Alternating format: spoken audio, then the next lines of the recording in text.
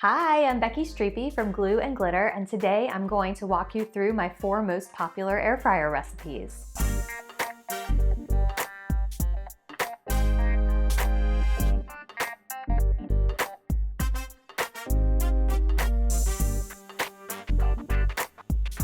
If you're new to air frying, you may be wondering what an air fryer even is. I have a couple of introductory air fryer videos that I've linked to in the show notes below, but just in case you don't want to watch 2 other videos, I'll give you a quick and dirty and then we'll jump into the recipes. So basically an air fryer is kind of like a tiny convection oven. Just like a convection oven, it uses hot circulating air to cook food more quickly, but because of its smaller size, it's even faster than a convection oven. It's great for busy weeknights when you want to get a meal on the table in a hurry. It's also great for getting food a little bit crispier, more of a fried texture. That's why they call it an air fryer. Whether you're new to air frying or have been air frying for ages, I think you're gonna love these recipes. Let's get into it. The first recipe we're making is my crispy air fryer tofu. Start with a block of tofu and slice it into 1-inch cubes. I like to press my tofu before slicing because it gets a little bit more water out and you end up with a chewier, more fried-like texture at the end, but you don't have to press if you're in a hurry. So transfer those tofu cubes to a large bowl, and then it's time to add your marinade ingredients. A little bit of soy sauce, just a teaspoon of rice vinegar, and then you'll add 2 teaspoons of toasted sesame oil. I really feel like the oil in this recipe helps give that tofu an even crispier texture, but if you don't like oil, you can use more low-sodium soy sauce instead. Once you toss the tofu with the marinade, you'll set that aside to marinate for 15 minutes to a half an hour. Now that the marinating time is up, you'll just add a tablespoon of cornstarch. You can also use potato starch if you don't do corn, and just toss that tofu really well so it gets well coated in the cornstarch. The cornstarch is what is going to give you that crispy, lightly fried texture that you're going for, so definitely don't skip the cornstarch unless you're willing to give up some of that crispiness. Now it's time to air fry. Transfer the tofu to your air fryer basket and cook it at 370 degrees for 20 minutes. You do want to stop 10 minutes into the cooking time to give it a nice shake. The shaking helps move the tofu around in the basket so that it will cook evenly and get crispy on every cube on every side. Once the cooking time is up, you're ready to serve.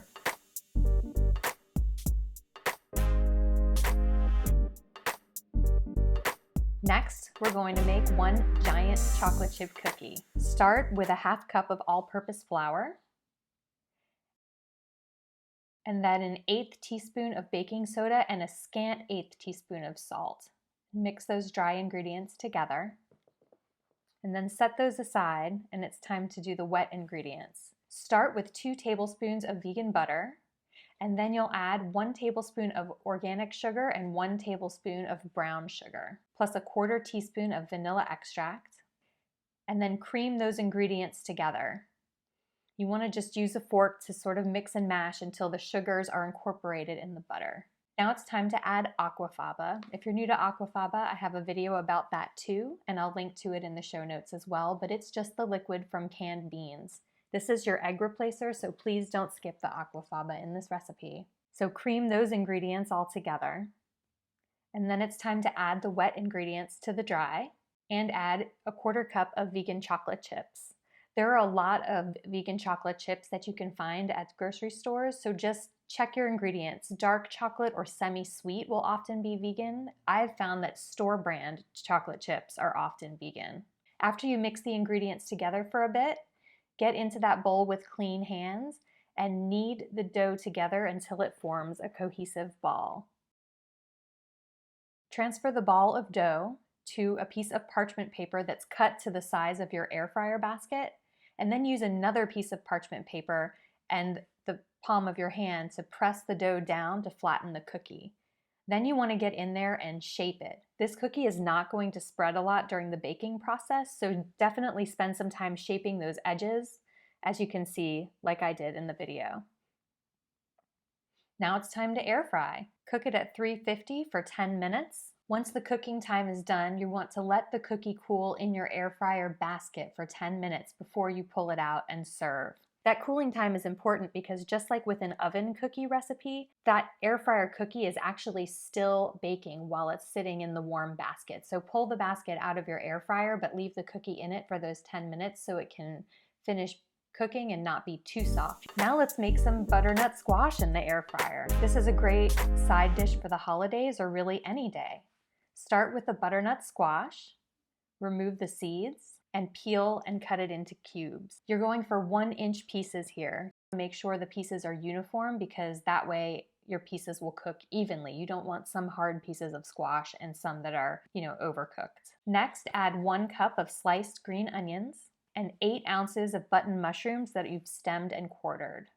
And set those aside while you make the marinade. So right in your blender, add a tablespoon of olive oil, a tablespoon of balsamic vinegar, a tablespoon of soy sauce, and a tablespoon of maple syrup. Toss in 4 cloves of fresh garlic, and then puree that mixture until it's completely smooth. Pour your marinade over the vegetables, and then toss them well so that everything gets nice and coated. Now transfer the veggies and the sauce right to the air fryer basket and air fry at 400 for 25 to 35 minutes, shaking every 5 minutes until the squash pieces are browned on the outside and tender on the inside. When the squash is done cooking, transfer it to your serving bowl and add 1/4 cup of dried cranberries and toss that together well. And then sprinkle on a little bit of fresh green onion. Now let's air fry some Brussels sprouts, y'all. Start with 2 cups of Brussels sprouts and slice them into 1/4 inch thick pieces. The Brussels sprouts in this video are pretty small, and so as you can see, I just need to slice them in half. But if you have bigger sprouts, you can cut them into thirds or even quarters. Those thin pieces are important because that's how you'll end up with that perfect tender texture. Transfer your sliced Brussels sprouts to a mixing bowl and add 1/4 teaspoon of sea salt, 1 tablespoon of olive oil. If you want to make these oil-free, you can use a tablespoon of maple syrup in place of the olive oil. It's totally up to you. Either way, then you add a tablespoon of balsamic vinegar and toss everything well so the Brussels sprouts get nice and coated in that sauce. Next, transfer your coated Brussels sprouts to the air fryer basket and air fry them at 400 for 8 to 10 minutes. 5 minutes into the cooking time, you want to give these a good shake to make sure that they cook evenly, just like you did with the tofu. When the cooking time is up, you are ready to serve perfect, crispy on the outside, tender on the inside Brussels sprouts. I hope that this video has answered all of your questions about these recipes. If you do have other questions about these recipes or air frying in general, feel free to drop them below. I'm happy to help. And don't forget to rate and subscribe. Happy cooking!